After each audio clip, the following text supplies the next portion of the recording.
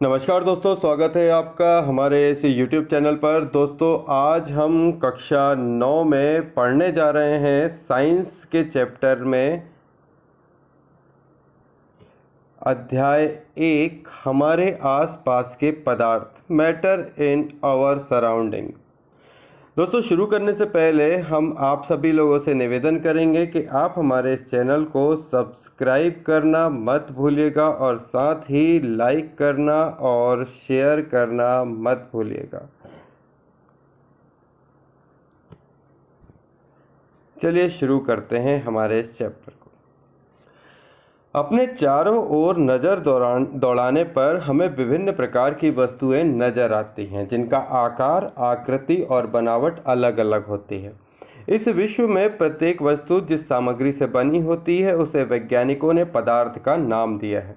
जिस हवा में हम सांस लेते हैं, जो भोजन हम खाते हैं, पत्थर, बादल, तारे, पौधे एवं पशु, यहाँ तक कि पानी की बूंद या रेत के एक कण, ये सभी पदार्थ हैं। ध्यान देने योग्य बात यह है कि ऊपर लिखी सभी वस्तुओं का द्रव्यमान होता है और ये कुछ स्थान यानी कि आयतन घेरती हैं। प्राचीन काल से ही मनुष्य अपने आसपास को समझने का प्रयास करता रहा है। भारत के प्राचीन दार्शनिकों ने पदार्थों को 5 मूल तत्वों में क्या किया, वर्गीकृत किया, जिन्हें क्या कहा गया, पंचतत्व कहा गया। ये पंचतत्व क्या थे? वायु, पृथ्वी, अग्नि, जल और आकाश। ये पंचतत्वों में हमारे प्राचीन दार्शनिकों ने बताया कि इस तरीके के 5 क्या होते हैं, पंचतत्व होते हैं। उनके अनुसार इन्हीं पंचतत्वों से सभी वस्तुएं क्या होती हैं, बनी होती हैं, चाहे वो सजीव हो अथवा निर्जीव हो। उस समय के यूनानी दार्शनिकों ने भी पदार्थों को इसी प्रकार से क्या किया, वर्गीकृत किया। आधुनिक वैज्ञानिकों ने पदार्थों को भौतिक गुणधर्म और रासायनिक प्रकृति के आधार पर 2 प्रकार से वर्गीकृत किया। इस अध्याय में हम भौतिक गुणों के आधार पर पदार्थों के बारे में ज्ञान अर्जित करेंगे तथा पदार्थों के रासायनिक पहलुओं को आगे के अध्यायों में पढ़ेंगे। आइए जानना शुरू करते हैं। 1.1 पदार्थों का भौतिक स्वरूप।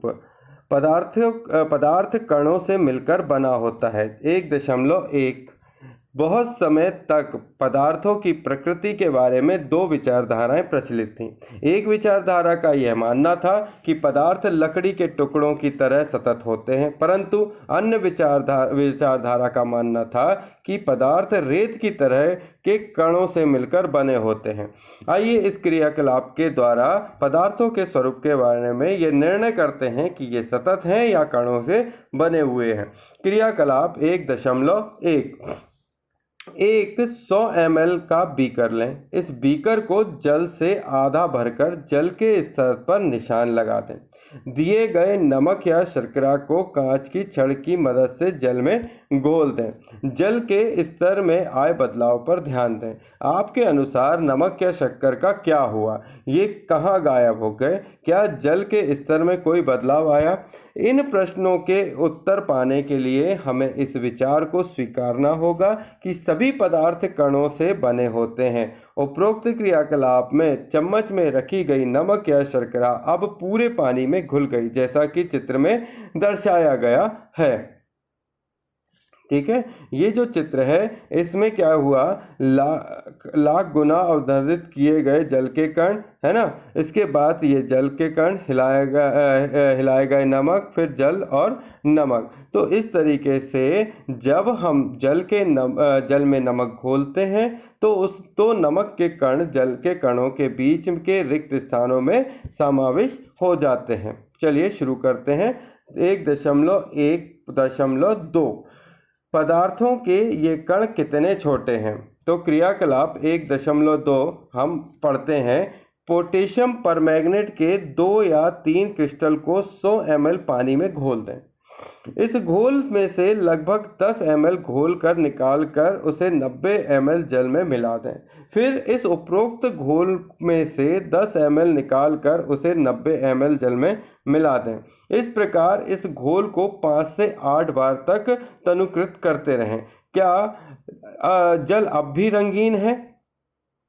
तो अनुमान लगाइए कि पदार्थों के कण कितने छोटे हैं। प्रत्येक बार तनुकृत करने पर घोल का रंग हल्का होता जाता है, फिर भी पानी रंगीन ही नजर आता है। यह प्रयोग दर्शाता है कि पोटेशियम परमैंगनेट के बहुत छोटे से क्रिस्टलों से पानी की बहुत अधिक मात्रा यानी कि 1000 लीटर भी रंगीन हो जाती है।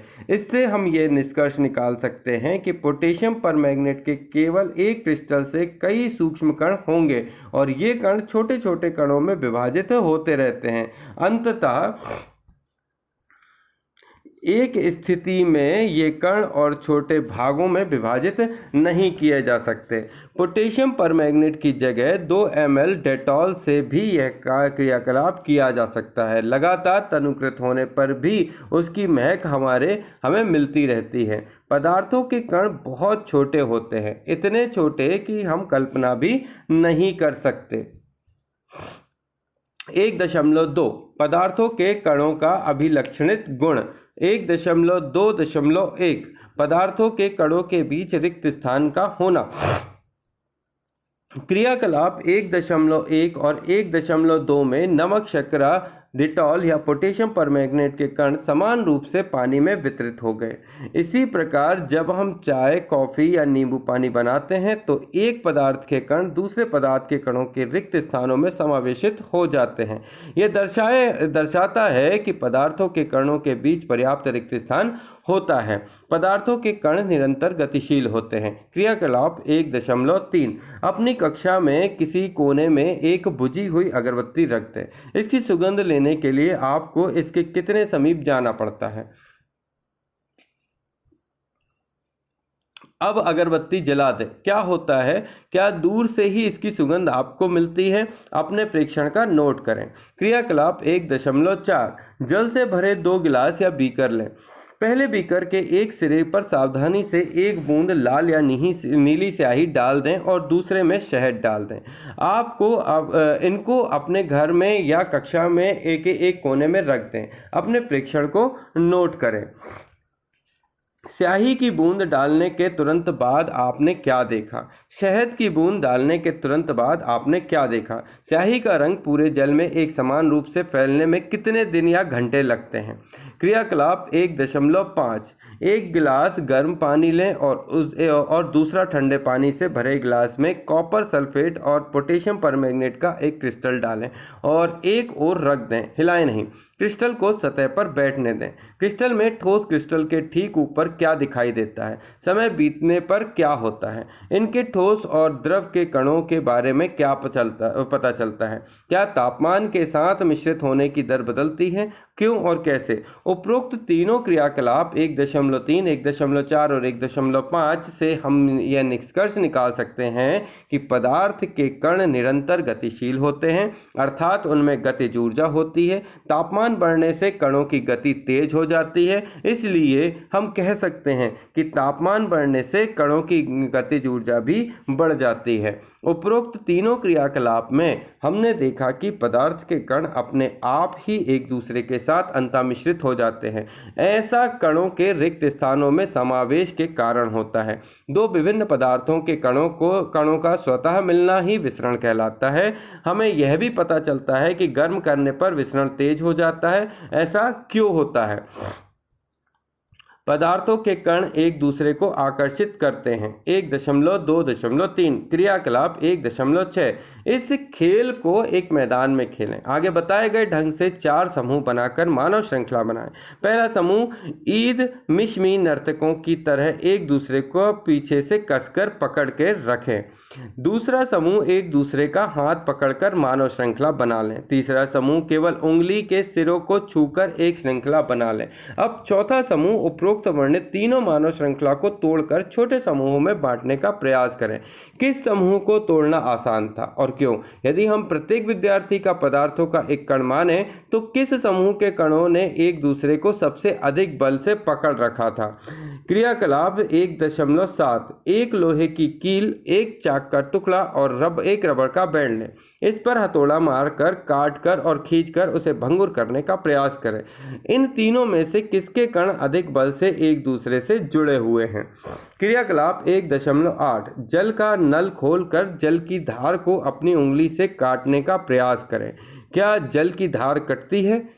जल की धार ना कटने का क्या कारण है? उपरोक्त तीनों क्रियाकलाप सुझाते हैं कि पदार्थ कणों के बीच एक बल कार्य करता है। यह बल कणों को एक साथ रखता है। इस आकर्षण बल को सामर्थ्य प्रत्येक पदार्थ में अलग अलग होता है। प्रश्न क्या है कि निम्नलिखित में से कौन सा पदार्थ है? तो कुर्सी, वायु, स्नेह, गंध, घृणा, बादाम, विचार, शीत, शीतल पेय, इत्र की सुगंध, इन सब में से कौन सा पदार्थ है? तो पदार्थों के बारे में अभी हमने पढ़ा, तो आप मुझे इसका आंसर दे सकते हो। निम्नलिखित प्रेक्षण के कारण बताओ। गर्मा गर्म खाने की गंध कई मीटर दूर से ही आपके पास पहुंच जाती है, लेकिन ठंडे खाने की महक लेने के लिए आपको उसके पास जाना पड़ता है। इसका कारण बताएं। स्विमिंग पूल में गोताखोर पानी काट पाता है, इससे पदार्थ का कौन सा गुण प्रेक्षित होता है?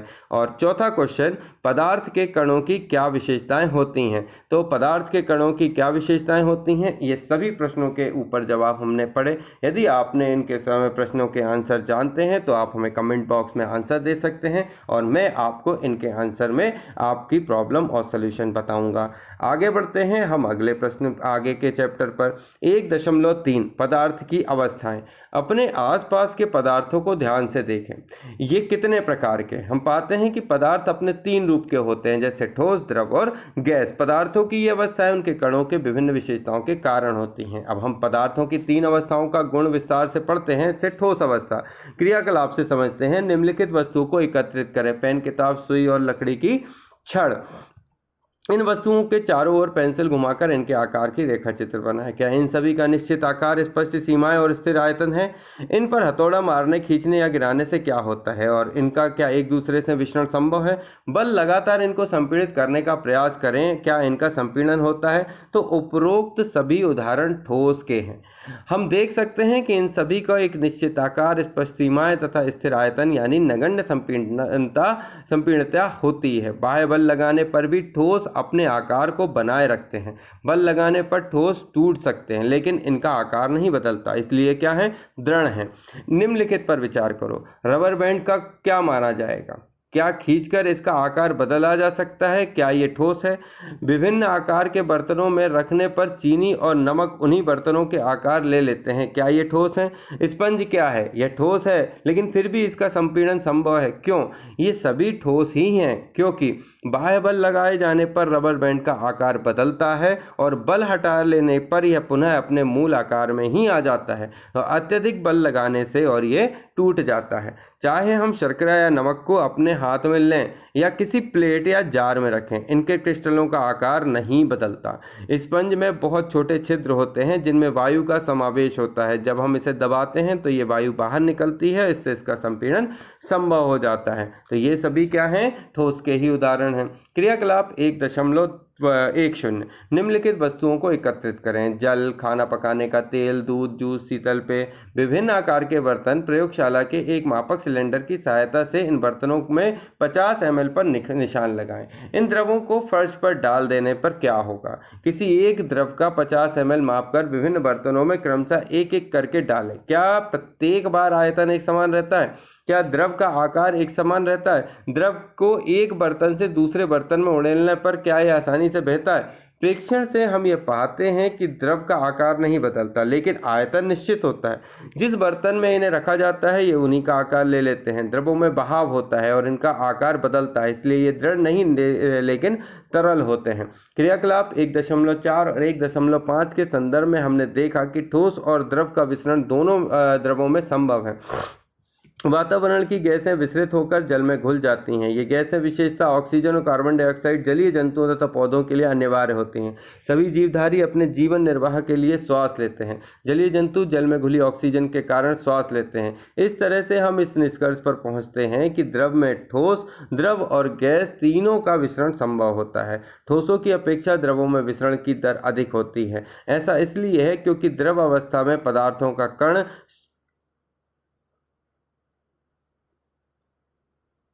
स्वतंत्र रूप से गति करते हैं और ठोस की अपेक्षा द्रव के कणों में रिक्त स्थान भी अधिक होता है। आगे बढ़ते हैं गैसीय अवस्था। आपने कभी उस गुब्बारे वाले पर ध्यान दिया जो गैस के एक ही सिलेंडर में बहुत सारे गुब्बारे में हवा भरता है? उससे पता लगाइए कि एक सिलेंडर में से वह कितने गुब्बारे भरता है और उससे पूछिए कि सिलेंडर में कौन सी गैस होती है। क्रियाकलाप 1.11 100 ml की 3 सिरिंज लें और उनके सिरे को रबर के कॉक से बंद करते हैं, जैसा चित्र 1.4 में दिखाया गया है। सभी सिरिंजों के पिस्टन को हटा लें।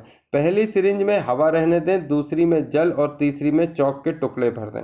पिस्टन को वापस सिरिंज में लगाएं। सिरिंज के पिस्टन की गतिशीलता आसान करने के लिए उस पर थोड़ी सी वैसलीन लगा दें। अब पिस्टन को सिरिंज में डालकर संपीड़न करने की कोशिश करें।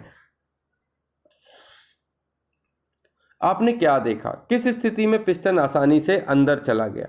अपने प्रेक्षण में से आपने क्या अनुमान लगाया? हमने देखा कि ठोसों और द्रवों की तुलना में गैसों की संपीड़ितता काफ़ी अधिक होती है।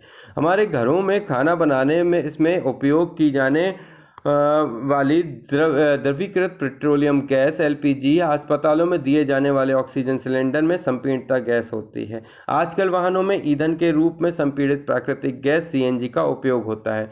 संपीड़ितता काफ़ी अधिक होने के कारण गैस के अत्यधिक आयतन को एक कम आयतन वाले सिलेंडर में संपीड़ित किया जा सकता है एवं आसानी से एक स्थान से दूसरे स्थान तक भेजा जा सकता है।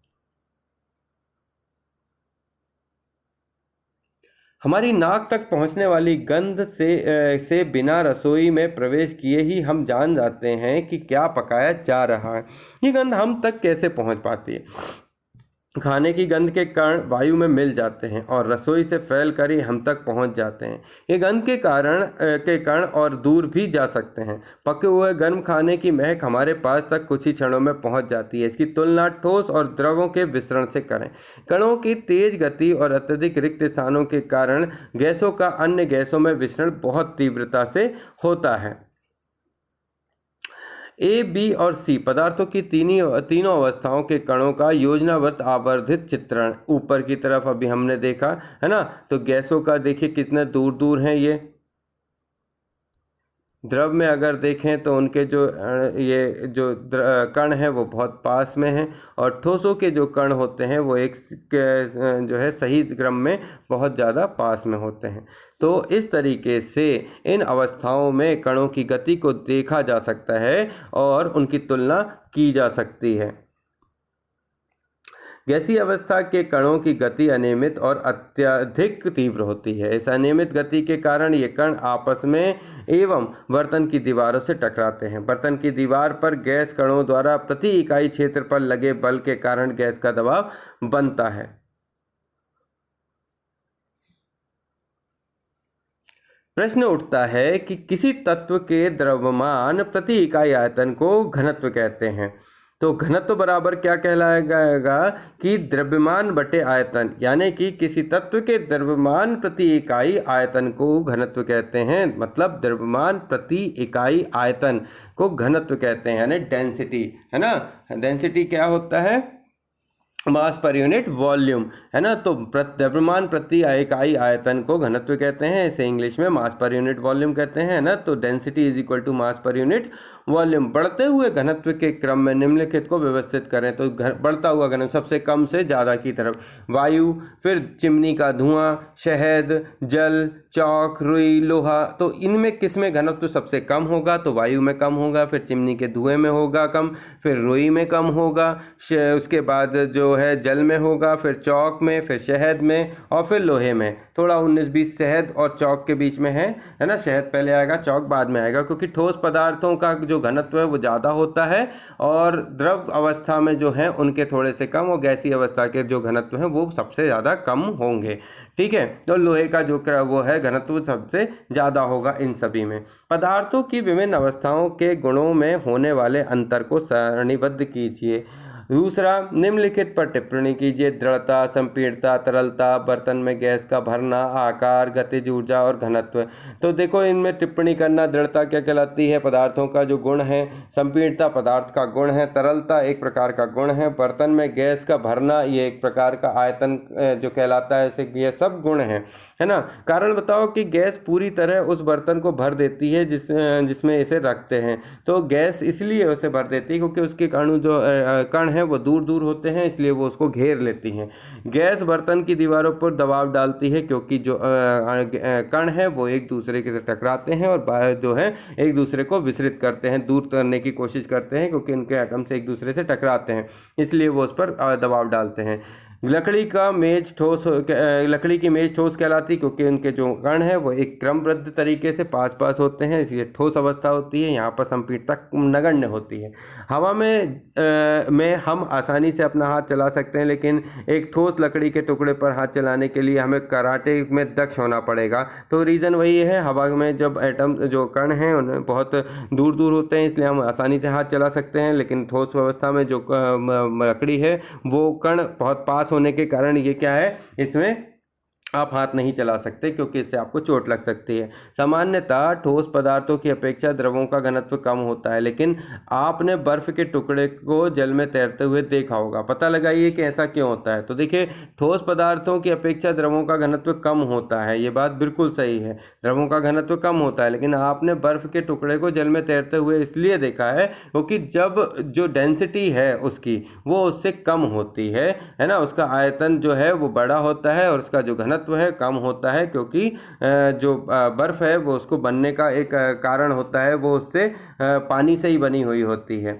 और उसकी जो सामर्थ्य है वो अलग होती है। अब इसको मैं किसी और दिन उसे प्रॉपर तरीके से आपको बताऊंगा।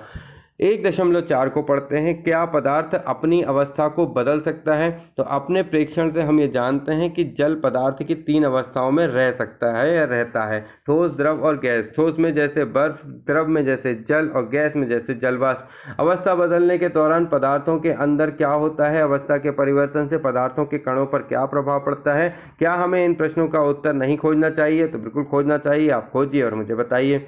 1.4.1 तापमान परिवर्तन का प्रभाव। क्रियाकलाप 1.12। एक बीकर में 150 ग्राम बर्फ का टुकड़ा लें एवं चित्र 1.6 के अनुसार उसे प्रयोगशाला में प्रयुक्त थर्मामीटर को इस प्रकार लटका दें कि थर्मामीटर का बल्ब बर्फ को छू रहा हो। धीमी आंच पर बीकर को गर्म करना शुरू करें। जब बर्फ पिघलने लगे तो तापमान नोट कर लें। जब संपूर्ण बर्फ जल में परिवर्तित हो जाती है तो पुनः तापमान को नोट करें। ठोस से द्रव अवस्था में होने वाले परिवर्तनों में प्रेक्षणों का नोट करें। अब बीकर में एक कांच की छड़ डालें और हिलाते हुए गर्म करें जब तक जल उबलने न लगे। थर्मामीटर की माप पर बराबर नज़र रखें रहें और जब तक कि अधिकतर जलवाष्प ना बन जाए। जल के द्रव अवस्था से गैसीय अवस्था में परिवर्तन को प्रेक्षण को नोट करें। ठोस के तापमान को बढ़ाने और उनके कणों की गतिज ऊर्जा बढ़ जाती है। गतिज ऊर्जा में वृद्धि होने के कारण कण अधिक तेजी से कंपन करने लगते हैं। ऊष्मा के द्वारा प्रदत्त की गई ऊर्जा कणों के बीच के आकर्षण बल को पार कर लेती है। इस कारण कण अपने नियत स्थान को छोड़कर अधिक स्वतंत्र होकर गति करने लगते हैं। एक अवस्था ऐसी भी आती है जब ठोस पिघलकर द्रव में परिवर्तित हो जाता है। जिस तापमान पर ठोस पिघलकर द्रव बन जाता है उसे उसका गलनांक कहते हैं। यानी कि किसी ठोस का गलनांक उसके कणों के बीच के आकर्षण बल के सामर्थ्य को दर्शाता है। बर्फ का गलनांक 273.16 केल्विन होता है। गलने की प्रक्रिया यानी ठोस से द्रव अवस्था में परिवर्तन को संगलन कहते हैं। इस किसी ठोस के गलने की प्रक्रिया में तापमान समान रहता है, ऐसे में ऊष्मीय ऊर्जा कहा जाती है। गलने की प्रयोग की प्रक्रिया के दौरान आपने ध्यान दिया होगा कि गलनांक पर पहुंचने के बाद जब तक संपूर्ण बर्फ पिघल नहीं जाती तापमान नहीं बदलता है। बीकर में ऊष्मा प्रदान करने के बावजूद भी यही होता है। कणों के पारस्परिक आकर्षण को बल को वशीभूत करके पदार्थों की अवस्था को बदलने में इस ऊष्मा का उपयोग होता है। चूँकि तापमान में बिना किसी तरह की वृद्धि दर्शाए इस ऊष्मीय ऊर्जा को बर्फ अवशोषित कर लेती है, तो यह माना जाता है कि यह बीकर में ही ली गई सामग्री में छुपी रहती है। इसे गुप्त ऊष्मा कहते हैं। यहाँ गुप्त का अभिप्राय छुपी हुई से है, यानी कि वायुमंडलीय दाब पर 1 केजी ठोस को उसके गलनांक पर द्रव में बदलने के लिए जितनी ऊष्मीय ऊर्जा की आवश्यकता होती है उससे संगलन की प्रसुप्त ऊष्मा कहते हैं। अर्थात 0 डिग्री सेंटीग्रेड पर जल के कणों की ऊर्जा उसी तापमान पर बर्फ के कणों की ऊर्जा से अधिक होती है। जब हम जल में ऊष्मीय ऊर्जा देते हैं तो कण अधिक तेजी से गति करते हैं और एक निश्चित तापमान पर पहुंचकर कणों में इतनी ऊर्जा आ जाती है कि वे परस्पर आकर्षण बल को तोड़कर स्वतंत्र हो जाते हैं और इस तापमान पर वे द्रव गैस में बदलना शुरू हो जाते हैं। वायुमंडलीय दाब पर भी वह तापमान जिस प्रकार द्रव उबलने लगता है उसे उसका क्वथनांक कहते हैं। क्वथनांक समिष्ठित गुण है। द्रव के सभी कणों को इतनी ऊर्जा मिल जाती है कि वे वाष्प में बदल जाते हैं। जल के लिए यह तापमान 373 केल्विन यानी 100 डिग्री सेंटीग्रेड बराबर क्या हो कहलाया 273 प्लस 100 373 केल्विन। क्या आप वाष्पीकरण की गुप्त ऊष्मा को परिभाषित कर सकते हैं? तो इसे उसी तरह परिभाषित कीजिए जैसे कि हमने संगलन की प्रसुप्त ऊष्मा को परिभाषित किया। 373 केल्विन यानी 100 डिग्री सेंटीग्रेड तापमान पर भाप अर्थात वाष्प के कणों में उसी तापमान पर पानी के कणों की अपेक्षा अधिक ऊर्जा होती है। ऐसा इसलिए है क्योंकि भाप के कणों में वाष्पीकरण की गुप्त ऊष्मा के रूप में अतिरिक्त ऊष्मा अवशोषित कर ली है। ठोस अवस्था, द्रवस्था और गैसीय अवस्था, है ना। जब ठोस अवस्था से ऊष्मा दी जाती है तो यह द्रव अवस्था में आता है। द्रव से ऊष्मा दी तो गैसीय में आएगा। गैस से जब इसका शीतलन किया तो द्रव में आ जाएगा और द्रव से शीतलन किया तो ठोस में आ जाएगा।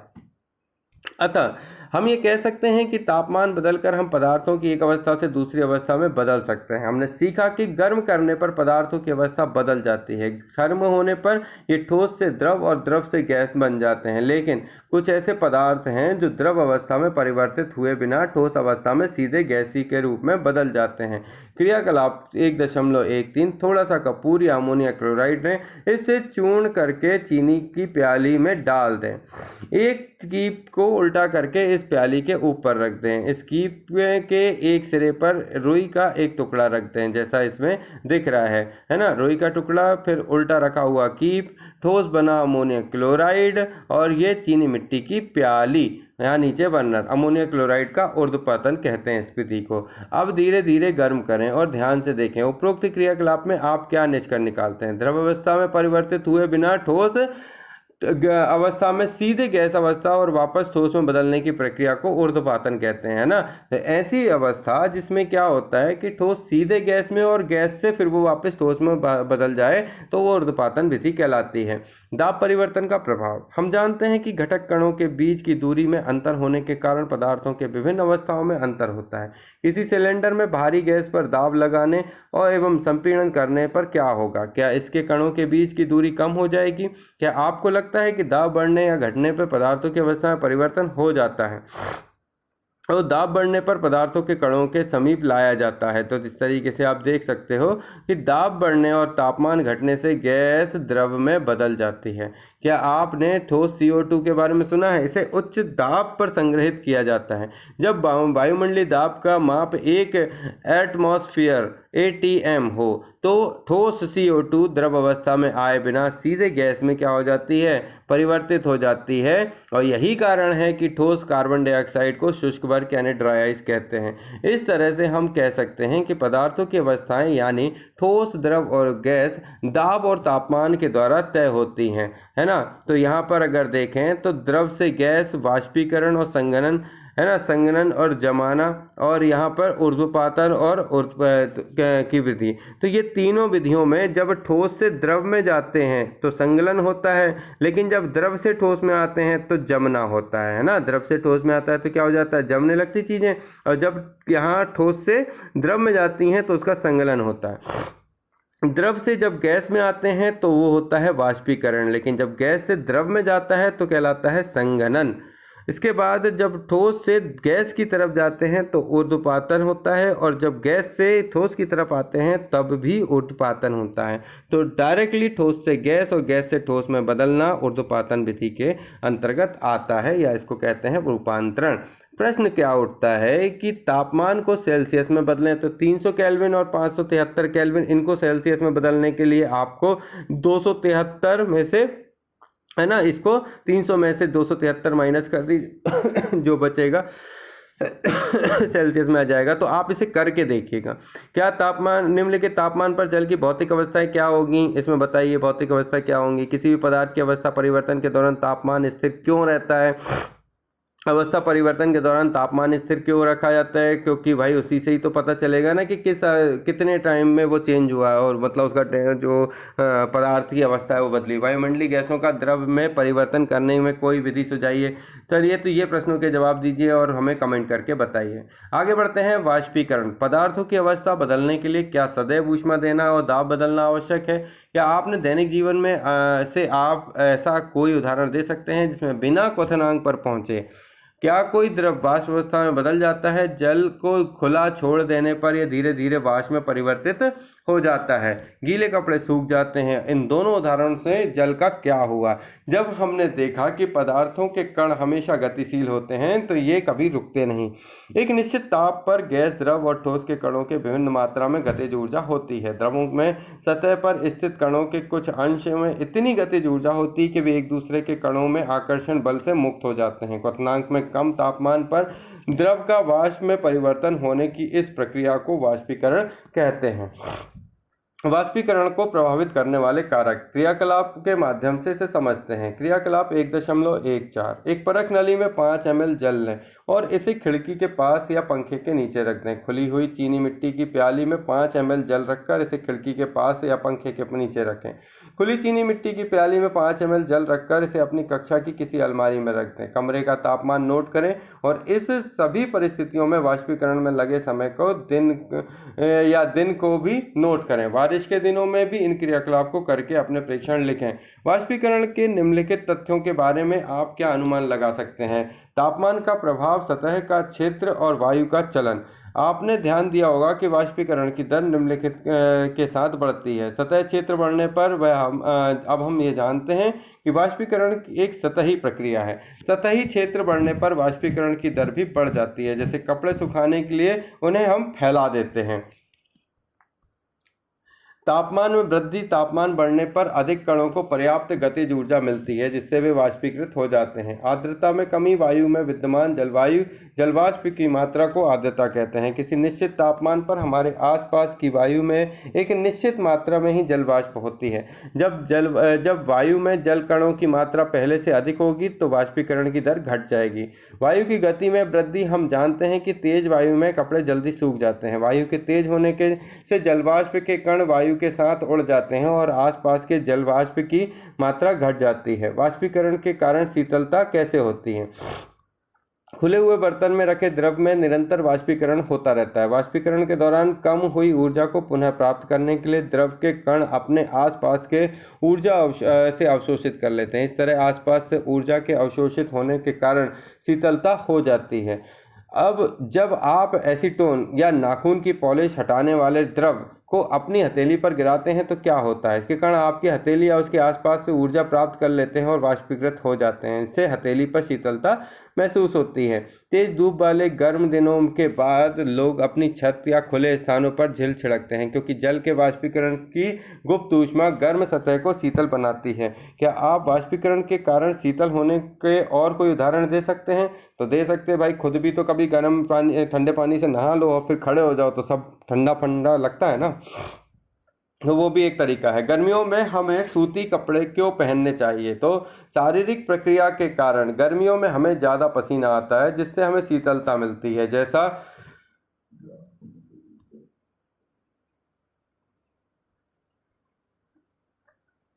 जैसा कि हम जानते हैं कि वाष्पीकरण के दौरान द्रव की सतह के कण हमारे शरीर या आसपास से ऊर्जा प्राप्त करके वाष्प में बदल जाते हैं। वाष्पीकरण की प्रसुप्त ऊष्मा के बराबर ऊष्मीय ऊर्जा हमारे शरीर में अवशोषित हो जाती है जिससे शरीर शीतल हो जाता है। चूँकि सूती कपड़े में जल का अवशोषण अधिक होता है, इसलिए हमारा पसीना इससे अवशोषित होकर वायुमंडल में आसानी से वाष्पीकृत हो जाता है। बर्फीले जल में भरे गिलास की बाहरी सतह पर जल की बूंदें क्यों नजर आती हैं? तो किसी बर्तन में हम बर्फीला जल रखते हैं, जल्दी ही बर्तन की बाहरी सतह पर हमें जल की बूंदें नजर आने लगती हैं। वायु में उपस्थित जलवाष्प की ऊर्जा ठंडे पानी के संपर्क में आकर कम हो जाती है और यह द्रव अवस्था में बदल जाती है, जो हमें जल की बूंदों के रूप में नजर आती है। कुछ चीज़ें ऊपर हैं, उसको पढ़ते हैं। अब वैज्ञानिक पदार्थों को 5 अवस्था में चर्चा कर रहे हैं: बोस, आइंस्टीन, कंडेंसेट, ठोस, द्रव, गैस और प्लाज्मा। प्लाज्मा इस अवस्था के कण अत्यधिक ऊर्जा वाले और अधिक उत्तेजित होते हैं। ये कण आयनीकृत गैस के रूप में होते हैं। फ्लोरेसेंट ट्यूब और नियॉन बल्ब में प्लाज्मा होता है। नियॉन बल्ब के अंदर नियॉन गैस और फ्लोरेसेंट ट्यूब के अंदर हीलियम या कोई अन्य गैस होती है। विद्युत ऊर्जा प्रवाहित होने पर यह गैस आयनीकृत यानी अवशोषित हो जाती है और अवशोषित होने पर ट्यूब या बल्ब के अंदर चमकीला प्लाज्मा तैयार होता है। गैस के स्वभाव के अनुसार यह इस प्लाज्मा में एक विशेष रंग की चमक होती है। प्लाज्मा के कारण ही सूर्य और तारे भी चमक होती है। उच्च तापमान के कारण ही तारों में प्लाज्मा बनता है। Bose Einstein condensate. सन 1920 में भारतीय भौतिक वैज्ञानिक सत्येंद्रनाथ बोस ने पदार्थ की 5वीं अवस्था के लिए कुछ गणनाएं की थी। उन गणनाओं के आधार पर अल्बर्ट आइंस्टीन ने पदार्थ की एक नई अवस्था की भविष्यवाणी की। इसे बोस आइंस्टीन कंडेंसेट कहा गया। सन 2001 में अमेरिका के एरिक ए कर्नल, वुल्फगैंग कैटरले और कार्ल ई वेमेन को बोस आइंस्टीन कंडेंसेशन की अवस्था प्राप्त करने के लिए भौतिकी के नोबेल पुरस्कार से सम्मानित किया गया। सामान्य वायु के घनत्व को 1,00,000वें भाग जितने कम घनत्व वाली गैस को बहुत ही कम तापमान पर ठंडे करने से BEC तैयार होता है। इस वेबसाइट है www.chem4kids.com पर लॉग ऑन करके इस पदार्थ की 4वीं और 5वीं अवस्था की और अधिक जानकारी आप पढ़ सकते हैं या ले सकते हैं। तो यहाँ प्रश्न उठता है कि गर्म शुष्क दिन में कूलर अधिक ठंडा क्यों करता है, या गर्मियों में घड़े का जल ठंडा क्यों होता है, एसीटोन पेट्रोल या इत्र डालने पर हमारी हथेली ठंडी क्यों होती है, कप की अपेक्षा प्लेट में हमें दूध या चाय जल्दी क्यों पी लेते हैं, और गर्मियों में हमें किस तरह के कपड़े पहनने चाहिए। इन सभी प्रश्नों को आपको देना है और हमें बताना है। हम आपके प्रश्नों के आंसरों को पढ़ के जो सही और गलत लगेगा उस पर हम आपसे ज़रूर चर्चा करेंगे। तो जानते हैं अब आपने क्या सीखा इस पाठ में। तो चलिए शुरू करते हैं। द्रव्य सूक्ष्म कणों से मिलकर बना होता है। हमारे आसपास द्रव्य 3 अवस्थाओं में विद्यमान है: ठोस, द्रव और गैस। ठोस के कणों में आकर्षण बल सबसे अधिक, गैस के कणों में सबसे कम और द्रव के कणों में इन दोनों के मध्यम वर्गीय होता है। ठोस के कणों में ठोसों को निहित करने वाले कणों के बीच का रिक्त स्थान और गतिज ऊर्जा न्यूनतम, गैसों के लिए ये अधिकतम किंतु द्रवों के लिए मध्यम वर्गीय है। ठोसों के लिए उनके कणों की व्यवस्था अत्यधिक क्रमित होती है। द्रवों में कणों की परतें एक दूसरे पर फिसल व स्खलित हो सकती हैं। गैसों में कोई क्रम नहीं होता और इनके कण अनियमित रूप से विचरण करते हैं। पदार्थों की अवस्थाएं अंतः परिवर्तित होती हैं। पदार्थों की अवस्थाओं में परिवर्तन ताप और दाब में परिवर्तन से किया जा सकता है। ऊर्ध्वपातन प्रक्रम में ठोस पदार्थ द्रव में परिवर्तित हुए बिना ही सीधे गैसीय अवस्था में आ जाता है और गैसीय अवस्था से सीधे ठोस अवस्था में आ जाता है। क्वथनांक की समष्टि परिघटना, जिसमें समष्टि की कण द्रव अवस्था में वाष्प में परिवर्तित होते हैं। वाष्पीकरण एक सतह की परिघटना है। सतह के कण पर्याप्त ऊर्जा ग्रहण कर उनके बीच के परस्पर आकर्षण बलों को पार कर लेते हैं और द्रव को वाष्प अवस्था में परिवर्तित कर देते हैं। वाष्पीकरण की गति निम्नलिखित कारकों पर निर्भर करती है: सतही क्षेत्रफल, जिसका वायुमंडल के प्रति परित्याग होता है, और तापमान, आर्द्रता और वायु की गति। वाष्पीकरण में ठंडक उत्पन्न होती है। वाष्पीकरण की गुप्त ऊष्मा ताप की वह मात्रा है जो 1 kg द्रव को वायुमंडलीय दाब और द्रव के क्वथनांक पर गैसीय अवस्था में परिवर्तित करने हेतु प्रयोग होती है। संगलन की गुप्त ऊष्मा ऊर्जा की वही मात्रा है जो 1 kg ठोस को वायुमंडलीय दाब पर ठोस को उसके संगलन बिंदु पर लाने के लिए प्रयोग में होती है।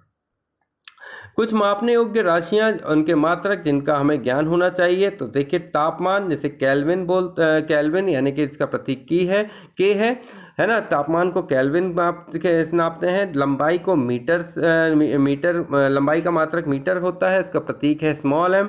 सहती इसे मात्रक है किलोग्राम, प्रतीक है के जी, स्मॉल जी। भार इसका मात्रक है न्यूटन और प्रतीक है कैपिटल एन। आयतन मात्रक है घन मीटर और प्रतीक है एम क्यू, यानी एम की घात 3, स्मॉल एम की घात 3। घनत्व जिसे मात्रक है किलोग्राम प्रति घन मीटर, है ना, केजी मीटर क्यूब, है ना, केजी मीटर -3, है ना, तो प्रतीक कहलाए।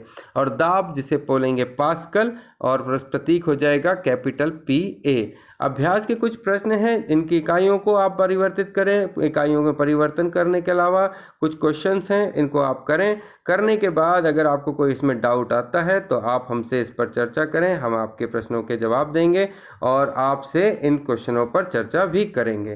तो ये जो आज का चैप्टर था वो अध्याय 1 हमारा साइंस का क्लास 9th का था और हमने हमारे आसपास के पदार्थों के बारे में पढ़ा। और भी अच्छे चैप्टर जल्द ही लेकर आएंगे, पर जाने से पहले आप सभी से निवेदन है कि सब्सक्राइब करना, लाइक करना, शेयर करना ना भूलेगा और हमारे इस चैनल को आगे बढ़ाने में हमारा सहयोग करिएगा। तो बहुत ही जल्दी नए वीडियो के साथ आपसे मिलते हैं, तब तक के लिए लेते हैं इजाज़त। जय हिंद, जय भारत। थैंक यू दोस्तों।